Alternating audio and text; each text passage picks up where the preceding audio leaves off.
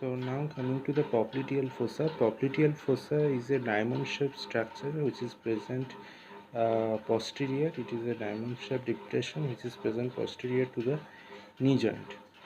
So it has four sides, that is formed by the superolateral, inferolateral, superomedial and inferomedial border. The superolateral is formed by the biceps femoris. The superolateral border is formed by the biceps femoris. The inferolateral is formed by the lateral head of the gastrocnemius muscle. The superomedial is formed by the semimembranosus and semitendinosus. This is semitendinosus. This is semimembranosus. And the inferomedially is formed by the medial head of the gastrocnemius muscle. So it is a diamond-shaped structure, and it has a floor, it has a roof. Now the roof is formed by the skin, superficial fascia and the deep fascia. The superficial fascia is formed by the saphenous vein, the short saphenous vein, the posterior cutaneous nerve of the thigh, the posterior division of the medial cutaneous nerve of the thigh, and the sural nerve or the peroneal communicating nerve. So the superficial fascia is the superficial fascia structures are short saphenous vein, posterior cutaneous nerve of the thigh, posterior division of the medial cutaneous nerve of the thigh, and the sural or the peroneal communicating nerve. Now this is the roof, and now coming to the floor. So the floor is formed by, first is there are popliteal surface. So there is popliteal surface of the femur. So popliteal surface of the femur and capsule. So popliteal surface of femur,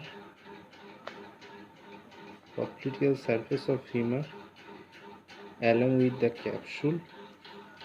So this is one structure, and there is fascia of the popliteus and popliteus ligament, fascia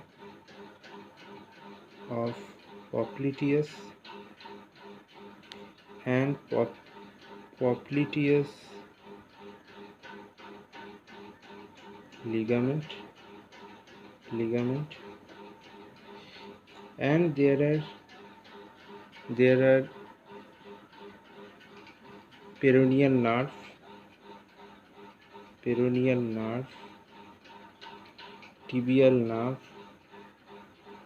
tibial nerve, along with there is a genicular branch of the obturator nerve, genicular branch of obturator nerve. Also there is popliteal lymph node and popliteal fats. So these are the 1, 2, 3, 4, 5, 6, 7, 8. So the 8 structures are forming the floor of the popliteal fossa.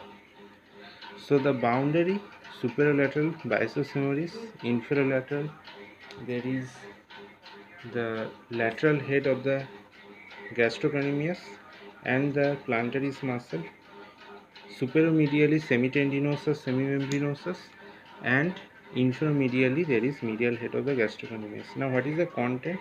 The content is the popliteal artery. The popliteal artery is coming from this the femoral artery, which is coming from here, okay, piercing the adductor hiatus. This is the adductor magnus muscle. So this is the adductor hiatus. It it forms the popliteal artery. So femoral nerve will form the popliteal artery, then it runs downward and laterally and comes to the lateral border of the inferior border of the popliteus muscle, and it divides into two, that is anterior and posterior tibial nerve. The posterior tibial nerve runs backward, the anterior tibial nerve pierces this interosseous membrane between tibia and fibula and goes anteriorly. Okay, now the popliteal artery have some genicular branch. The superolateral genicular artery, inferolateral genicular artery, superomedial genicular artery, inferomedial genicular artery, and the middle genicular artery. So this forms the anastomosis around the knee joint. And the popliteal vein and the tibial nerve is also passing through it. The popliteal artery is more deeper.